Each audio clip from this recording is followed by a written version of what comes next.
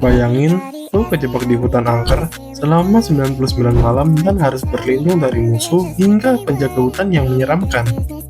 Ini adalah konsep dari game Roblox 99 Night in the Forest, di mana tujuan lo bukan cuma survive, tapi juga nyelamatin anak-anak yang hilang di dalamnya.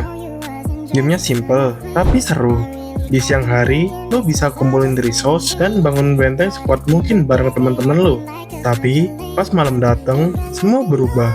Makhluk-makhluk aneh bakal ngeburu lo, dan benteng yang sudah lo bangun bakal diserang habis-habisan. Setiap beberapa malam, lo harus menyelesaikan ritual kuno buat melawan bos-bos kecil. Sampai akhirnya di malam ke-99, lo dan teman-teman lo harus bersatu buat ngalahin bos utamanya, sang penjaga hutan. Jadi pertanyaannya, kalau game ini beneran ada, kira-kira lo bakal survive sampai akhir nggak? Coba komen di bawah dan subscribe channel ini agar selalu mendapatkan hal-hal menarik lainnya.